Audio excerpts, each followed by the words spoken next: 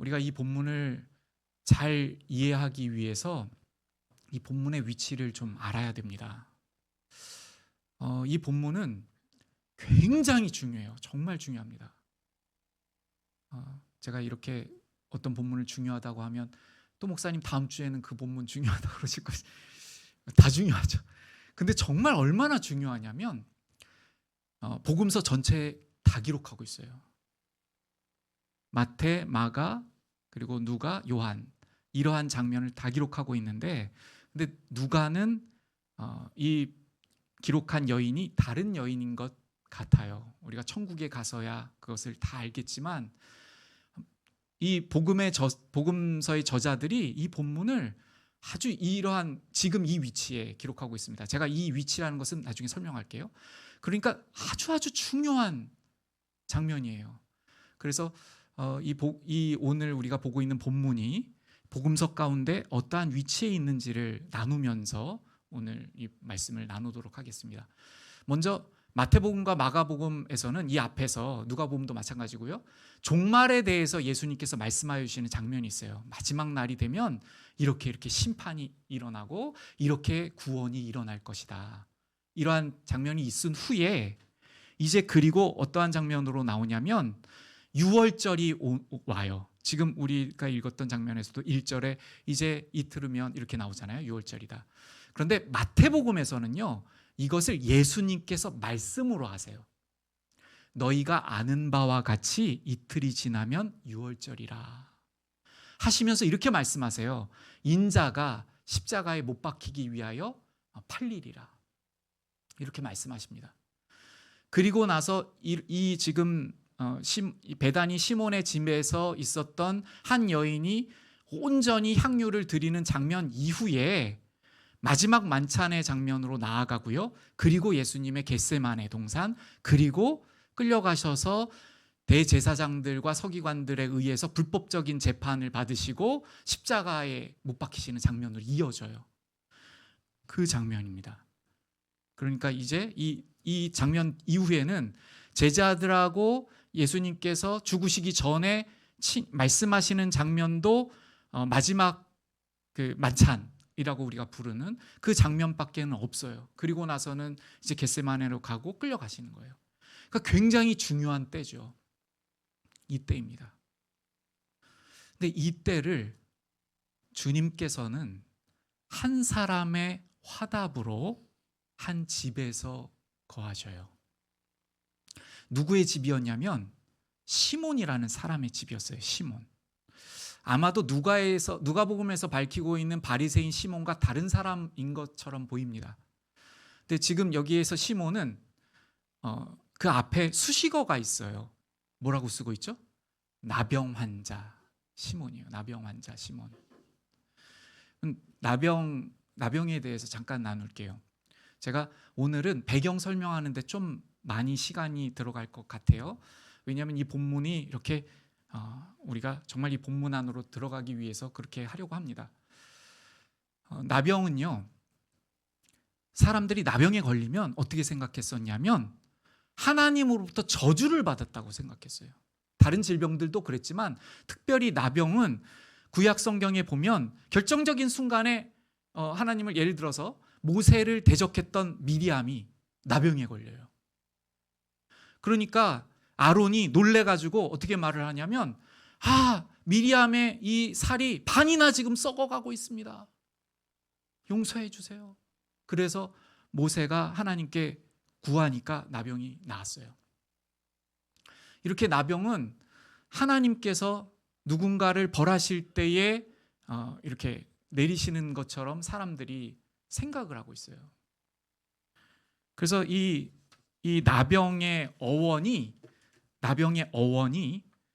히브리어로는 치다라는 동사로부터 왔습니다. 치다.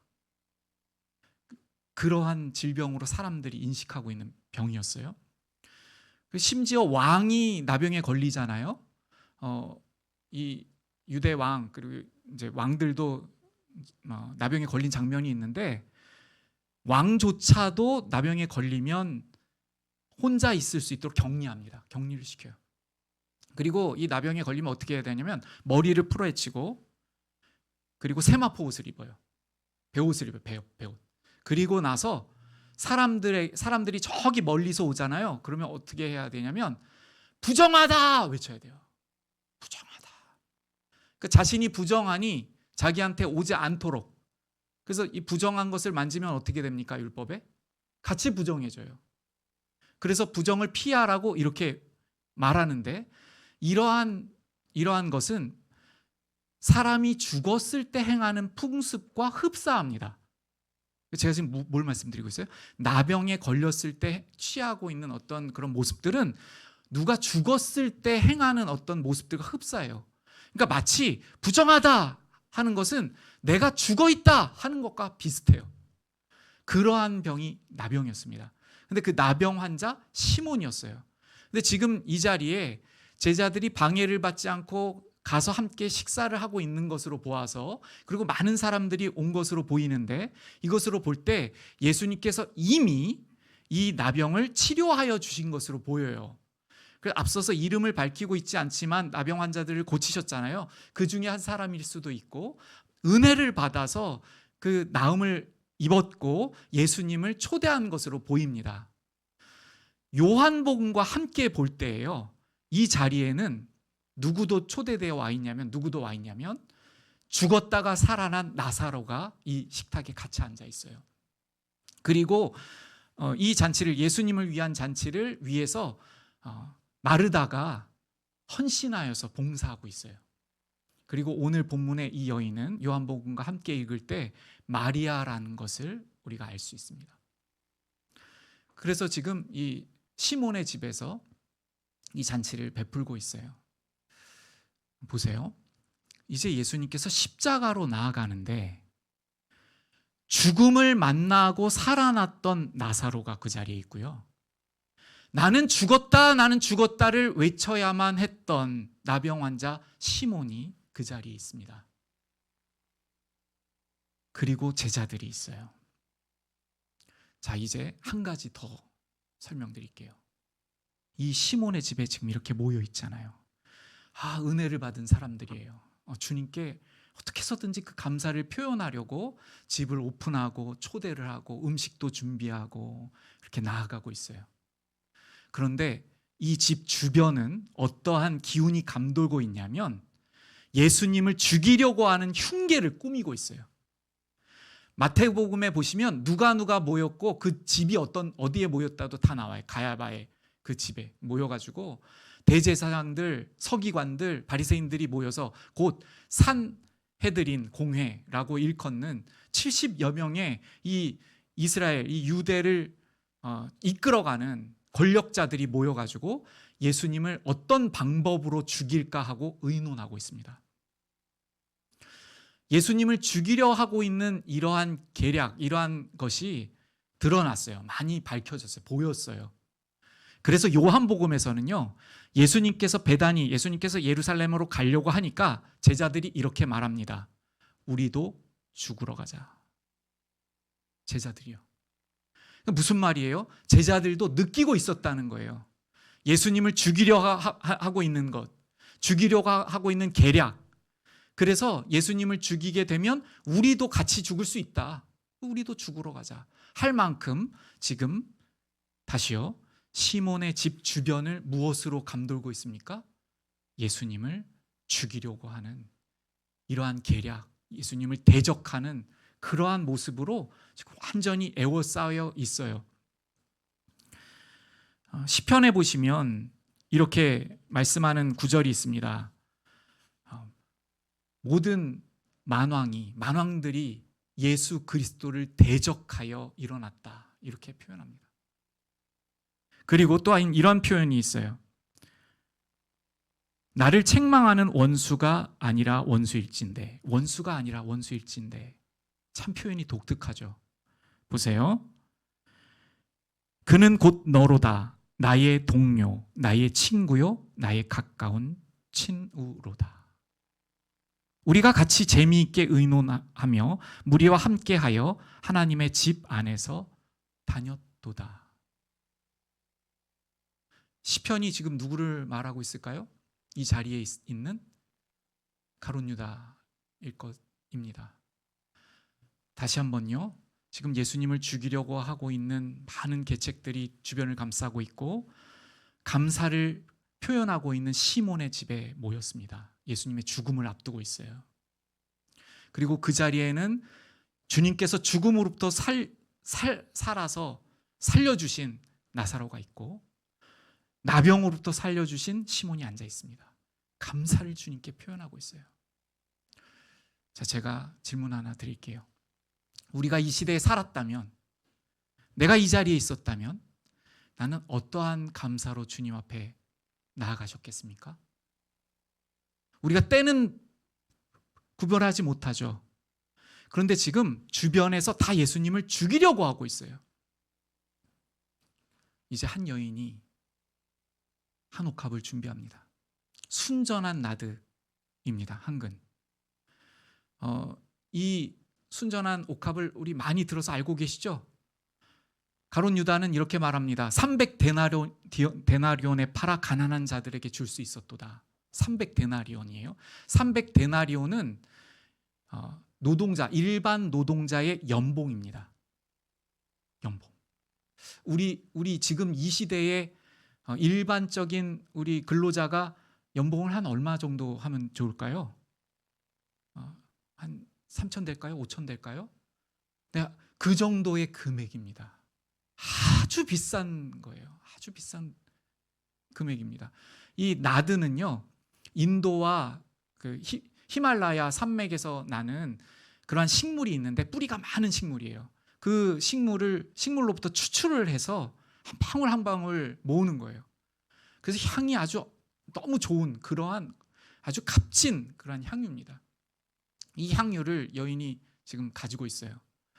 이 여인의 전 재산일 수 있습니다. 이제 가지고 예수님께 오는데 여러분 생각해 보세요. 이 여인이 예수님께 이 향유를 자기의 전 재산을 들고 나올 때 자기도 모르게 내가 눈 떠보니까 향유를 들고 있고 눈 떠보니까 발이 가고 있고 이렇게 갔겠습니까? 무언가 계획했고 무언가 마음이 있었겠죠. 그럼 우리 환경적으로 보자고요. 배경적으로 볼 때 지금 다들 예수님을 뭐라고 말하고 있어요? 예수님 죽이려고 해요. 예수님을 로마법에 저촉해서 죽이든지 아무튼 뭔가의 방법으로 예수님을 죽이려고 해요. 예수님을 선지자라고 일컫기는커녕 신성 모독을 한 사람으로 말하고 있어요. 예수님을요. 그런데 이 여인이 이것을 준비합니다. 이것이 무엇을 의미할까요? 제가 이러한 묵상에 이르렀어요. 주님, 다른 사람들이 다 뭐라고 해도, 심지어 대제사장들이 다 뭐라고 해도, 서기관과 그 바리새인들이, 말씀을 잘 안다고 하는 그 바리새인들이 예수님을 적으로 삼고 예수님께 신성 모독이라고 말한다고 해도 주님은 저의 왕이십니다. 이런 고백으로 저는 나아갔다고 생각됐어요. 그 누구가 예수님을 뭐라고 말해도 저에게는 예수님은 저의 온전한 주이시며 저의 왕이십니다. 여러분, 향유를 언제 붓습니까? 언제 붓죠? 우리가 아는 것처럼 장례식 때도 기름을 부어요. 향유를 씁니다. 이제 부패하기 때문에 그 냄새를 막기 위해서 쓰고요. 또 언제 기름을 붓죠? 사무엘 선지자가 다윗을 세울 때 기름을 부었어요. 그러니까 왕을 세울 때, 대제사장을 구별하여 세울 때 기름을 이렇게 머리에 붓습니다. 그런 것과 같이 마리아가 주님, 저의 전 재산을 아낌없이 주님께 드리길 원합니다. 다른 사람들은 그렇게 고백하지 않더라도 주님께서는 저의 왕이시며 저의 생명이시며 저의 모든 것이며 저의 그리스도이십니다. 그리고 이 지금 옥합을 깬다고 하잖아요. 이 옥합은 석회암에서 나온 반투명으로 만든 이렇게 병이에요. 그런데 지금 깬다는 것은요, 한 방울도 다른 곳에 사용하지 않고 온전히 모두를 예수님께 완전히 부어드리기 위해서 깨버리는 거예요. 이 병들이, 여러분 병이니까 입구가 있었을 것 아닙니까? 그 입구로 부면 조금씩 나와요. 향유이기 때문에. 그래서 완전히 깨서 완전히 드리는 거예요. 주님께 헌신하는 겁니다. 이 여인은 자신의 사랑으로 정말 주님을 사랑하고, 주님께서 저의 구원자 되시고 저의 그리스도이시고 저의 왕이심으로 이렇게 받기에 합당하신 주님이십니다, 이렇게 드리고 있어요. 자, 보십시오. 지금 이 여인은 마태복음, 마가복음에서는 이름도 안 써요. 이 당시에, 이 시대에 여인은 셀 때 세지도 않아요. 그리고 재판장 있잖아요. 재판장에 갔을 때 증인으로서 채택도 안 해줍니다. 한 여인은요. 여인의 삶이 이러했어요. 그런데 이 여인이 누구보다도 예수님을 사랑하여서 이 시기, 지금 굉장히 중요한 시기라고 제가 말씀드렸잖아요. 이제 곧 십자가로 나아가고 예수님께서 죽으심으로 나아가는 이때에 온전하게 향유를 드려요. 그런데 이 여인이 예수님께서 죽으시니까 죽으심을 준비해야지라고 생각했을까요? 저는 그렇지 않은 것 같아요. 예수님께서 죽으심의 의미를 몰랐을 것 같아요. 그런데 예수님께서 십자가에 죽으신다는 것은 여러 차례 앞에 보면 말씀을 하십니다.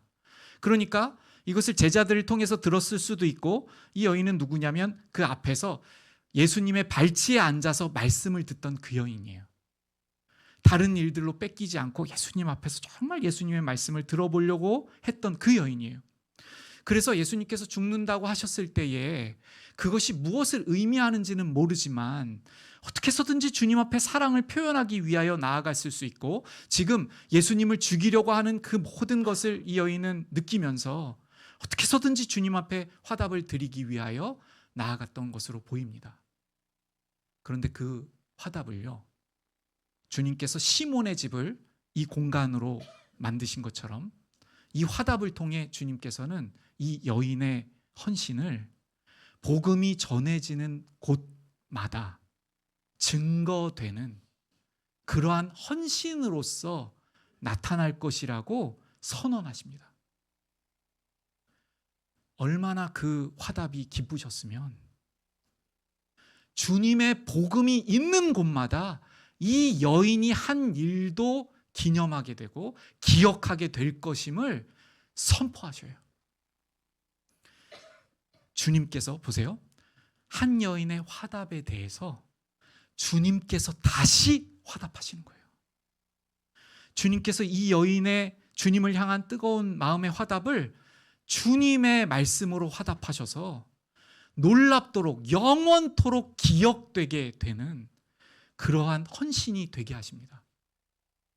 저는요, 제가 이 본문을 다시 읽으면서 주님, 제가 이러한 삶을 살길 원하고 우리 십자가 생명교회가 주님께 이렇게 기쁨을 드리고 주님께서 너무나도 반가워하시고 자랑스럽게 여기시고 정말 주님께서 칭찬하시고 주님께서 영광 받으시는 그러한 헌신을 드릴 수 있는 우리 교회가 되기를 간절히 원합니다. 이렇게 기도드리게 됩니다. 우리 같이 그렇게 기도로 나아가기를 원합니다. 우리 정말 이 헌신의 자리 지금 이렇게 나아갔는데 다시 한번 정리해 볼게요. 그러면 볼게요. 지금 이 자리에 많은 사람들이 있었죠. 여기에는 제자들도 있었습니다. 제자들이 예수님의 말씀을 훨씬 더 많이 들었겠죠. 예수님의 가르침을 이 여인보다 훨씬 더 많이 들었을 것입니다. 그런데 제자들은 어떻게 반응하고 있는지 볼게요. 제가 화답이라는 표현을 지금 안 쓰죠. 제자들이 어떻게 반응하고 있나 볼게요. 그 3년을 따랐다는 제자들이, 이 여인이 와서 주님만이 저의 왕이십니다, 그래서 온전히 다 부어드려요. 그러니까 그 중에 한 사람이 소리를 내기 시작합니다. 분개하였다고 써요. 본문에서요. 화를 냅니다. 화를 내면서 너가 어찌해서 이렇게 허비하느냐. 300데나리온에 팔아서 가난한 자들을 도울 수 있었겠도다. 이렇게 막 말하면서요. 화를 내요. 복음서 요한복음과 마태복음, 마가복음에 보면 다 다른 각도로 쓰고 있는데요. 오늘 우리가 보고 있는 마가복음은 어떤 사람이 화를 내요. 이렇게 쓰고 있어요. 마태복음은 제자들이 화를 냈다고 쓰고 있고요. 요한복음은 가룟 유다가 시작했다고 쓰고 있습니다. 아마도 종합해 보면 이 여인이 이것을 부으니까 향유가 막 그 향이 막 퍼질 거 아니에요? 그런데 이것을 어떻게 반응해야 될지 모르고 있었을 수도 있습니다. 그런데 만약 정말 주님을 구주로 여기고 주님을 왕으로 여기고 주님을 정말 사랑하고 존귀히 여긴다면 이렇게 반응해도 되지 않을까요? 여러분 보세요. 그 여인이 향유로 부으니까 뭐라고 말하지도 않고 울면서 부었을 것입니다. 주님, 이 여인의 고백이 주님을 왕으로 모시는 고백 같습니다. 사실은 저도 그러한데, 사실은 저도 그렇게 주님을 높이길 원하는데 저의 행동은 이 여인에 못 미쳤습니다. 그러나 주님, 저의 왕 되시며 우리의 왕이시오니 모든 영광을 받아 주시옵소서. 이렇게 하였으면 얼마나 좋았을까요? 그런데 이 지금 중요한 장면 안에 이 지금 주변을 감싸고 있는 사탄의 종노릇하고 있는 많은 사람들이 있듯이 이 자리에도 한 사람이 들어와 있어요. 그래서 은혜를 깨지게 만들어요. 옥합을 깨고 나의 몸을 깨고 헌신으로 주님 앞에 드리는 것이 아니라 이러한 은혜를 깨트리는 사람들이 있습니다. 화를 내고 분노하여서 이것을 왜 허비하느냐 그렇게 하니까 다른 제자들도 동요됐어요. 여러분 우리 여기서 잠깐만 하나 생각하고 갈게요. 지금 사실 이 자리는 얼마나 은혜의 자리입니까? 그리고 이 제자들도 목숨을 걸고 주님과 함께 따르러 예루살렘으로 올라가기 위해서 와 있는 자리잖아요. 그리고 주님께 감사를 고백하고 정말 그 마음의 감사를 어떻게 해서든지 표현하기 위해서 모인 자리잖아요. 그런데 이 자리에 주님 앞에 드려진 그 향유를 야단치고 화를 내고 그렇게 하고 있는 분위기가 바뀌어버렸어요. 우리가 살아갈 때 우리가 이해되지 아니하고 우리가 도무지 그것을 파악할 수 없는 어떤 헌신이 우리에게 있었을 때 우리는 그렇게 판단하고 있지는 않습니까? 우리가 누군가의 절절한 고백과 누군가 주님을 너무나도 사랑하기 때문에 온몸을 다 드리기 원하는 마음으로 주님을 사랑하고 주님을 높이고 있는데 그 자리에서 혹시 우리는 그렇게 하는 거 아니야. 교회에 너무 목숨 걸지 마. 신앙 그렇게 나도 해봤는데 별것 없어. 여러분 미국에서요 예전에 한 청년이 아우카족이라는 한 번도 복음이 전해지지 않은 곳으로 정말 자기 생명을 들이며 나아갔던 적이 있습니다. 그곳에 가서 순교했어요. 그분의 이름은 짐 엘리엇이라는 분입니다. 그렇게 이 청년이 죽었을 때 많은 사람들이 이렇게 얘기했어요. 왜 저렇게 하냐고. 헛된 죽음을 왜 청년이 저렇게 잘 자란 청년이 죽어야 하는가 비판했습니다. 그런데 주님께서는 그 죽음을 통하여 한 번도 복음이 들어가지 않은 이 아우카족을 안으시고 복음으로 끌어안으셔서 생명으로 나아올 수 있도록 인도하셨습니다. 그 후에 그 죽음을 거룩한 낭비라고 오늘 본문을 통하여 일컫게 되었습니다.